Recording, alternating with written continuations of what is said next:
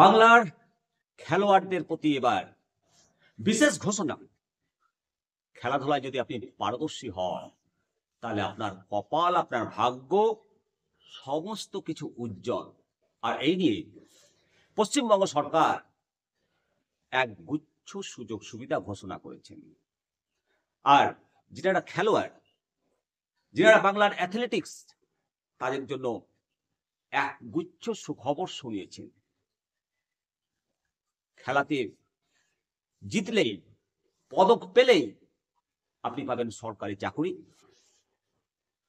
সমস্ত আপডেটটা আজকে আপনাদের সামনে তুলে ধরবো। বন্ধুরা, আপনি যদি একজন ভালো খেলোয়াড় হন, খেলাধুলায় ভালোবাসেন, তাহলে এই ভিডিওটি আজকে আপনার জন্য। পশ্চিমবঙ্গ সরকার ক্রীড়াক্ষেত্রে বড় ঘোষণা করেছে, পাবেন সরকারি চাকরি। খেলাধুলায় ভালো হলে পুরস্কার রাজ্যকে এনে দিলে চাকরি পাবেন, সঙ্গে আরো নগদ পুরস্কার ঘোষণা করেছে। বাংলার অ্যাথলেটিক্সদের জন্য নিঃসন্দেহে এটা একটা বড় প্রাপ্তি। ঘোষণা অনুযায়ী এবছর জাতীয় গেমসে, ন্যাশনাল গেমসে মেডেল পেলে, পদক জিতলেই রাজ্য সরকারের পক্ষ থেকে চাকরি দেওয়া হবে। তাহলে এটা বলতেই হয় একটা দৃষ্টান্তমূলক পদক্ষেপ, যা বাংলার ক্রীড়াঙ্গনে একটা নতুন উদ্দীপনা সৃষ্টি করবে, একটা নতুন দিগন্ত খুলে দেবে। বন্ধুরা, কি কি সুযোগ সুবিধা পাবেন ন্যাশনাল গেমসে পদক জিতলে, এবং আপনি যদি ভবিষ্যতে নিজেকে খেলোয়াড় হিসেবে গড়ে তুলতে চান, সমস্তটাই জানাবো। পুরো ভিডিওটা শুনবেন, তারপর অবশ্যই কমেন্ট সেকশনে কমেন্ট করবেন। আগামী 28শে জানুয়ারি থেকে ন্যাশনাল গেমস শুরু হতে চলেছে। আর তাতে এই ঘোষণা শুনে বাংলার অ্যাথলেটিক্সরা, খেলোয়াড়রা উজ্জীবিত হয়েছে। এবছর এই গেমসটি শুরু হবে উত্তরাখণ্ডে, চলবে 14ই ফেব্রুয়ারি পর্যন্ত। একদিকে যেমন প্রতিযোগিতায় অংশগ্রহণ করার একটা প্রতিযোগিতা চলছে, অপরদিকে উত্তেজনার পারদ চলছে। আর একই সঙ্গে রাজ্য সরকারের এই ঘোষণা বাংলার অ্যাথলেটিকদের বেশি বেশি করে উজ্জীবিত করছে।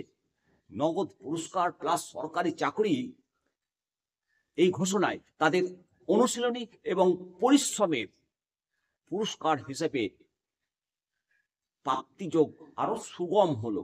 রাজ্য সরকারের এই ঘোষণাতে রাজ্যের ক্রীড়া দপ্তরের পক্ষ থেকে জানানো হয়েছে যে কোনো অ্যাথলেটিক্স যদি জাতীয় গেমসে সোনার পদক পান, তাহলে তাকে সাব ইন্সপেক্টর পদমর্যাদা দেওয়া হবে। আর কোনো অ্যাথলেটিক্স যদি রৌপ্য পদক পায়, রূপার মেডেল যদি পান, তাহলে তোকে অ্যাসিস্ট্যান্ট সাব ইন্সপেক্টর পদমর্যাদা দেওয়া হবে। আর কেউ যদি ব্রোঞ্জের পদক পান, তাহলে তাকে কনস্টেবল পদমর্যাদা দেওয়া হবে। শুধু চাকরি নয়, তার সঙ্গে যিনি সোনার পদক পাবেন তাকে নগদ 3 লক্ষ টাকা পুরস্কার, যিনি রূপার পদক পাবেন তাকে নগদ 2 লক্ষ টাকা পুরস্কার, আর যিনি ব্রোঞ্জের পদক পাবেন তাকে নগদ 1 লক্ষ টাকা পুরস্কার। এছাড়াও অনেক সুযোগ সুবিধা পাবে। নিঃসন্দেহে বাংলার এই ক্রীড়ার প্রতি ভালোবাসা, এটা ক্রীড়া বিশ্বের একটা নতুন অধ্যায়ের সূচনা করছে। এছাড়াও রাজ্য সরকারের এই উদ্যোগ বাংলার অ্যাথলেটিক্সদের কাছে একটা বড় পাওনা। শুধু আর্থিক সাহায্য, চাকরির সুযোগ, এই সমস্তগুলো না পাওয়ার জন্য পেশাদার ক্রীড়া জীবন, পেশাদার খেলোয়াড় হিসেবে নিজেকে প্রতিষ্ঠিত করার, নিজেকে গড়ে তোলার সুযোগ সুবিধা থেকে বঞ্চিত হচ্ছিলেন অনেক খেলোয়াড়। তাদের ক্যারিয়ার নষ্ট হয়ে গেছে। অতএব এই পদক্ষেপটি বাংলার ক্রীড়া সংস্কৃতি আরো শক্তিশালী, আরো উৎসাহী হবে। এটা একটা চাকরি প্রদান নয়, বাংলার ক্রীড়ার প্রতি সরকারের একটা অঙ্গীকারের প্রতীক বলতেই হয়। এই ধরনের পদক্ষেপ, এই ধরনের উন্নতির ধারাবাহিকতা যদি বজায় থাকে, তাহলে আমাদের রাজ্যে প্রতিভাবান সফল অ্যাথলেটিক্স আরো বেরিয়ে আসবে এবং আন্তর্জাতিক খেলায় তারা আরো বেশি করে সফল হবে। তারা আরো খ্যাতি নিয়ে আসবে বিদেশের মাটি থেকে, এটা বলতেই হয়। আর তাদের জন্য এতদিন এই সমস্ত সুযোগ সুবিধাগুলোর অভাব ছিল। রাজ্য সরকারের এই ঘোষণার ফলে খেলোয়াড়দের মধ্যে একটা পরিশ্রমের যে মূল্যায়ন, তার স্বীকৃতি পাচ্ছে। বলতেই হয়, দীর্ঘ ৮ বছর পর সন্তোষ ট্রফি ফুটবলে বাংলার চ্যাম্পিয়ন হওয়া রাজ্য সরকার ফুটবলারদের জন্য একটা বিশেষ ঘোষণা করেছে।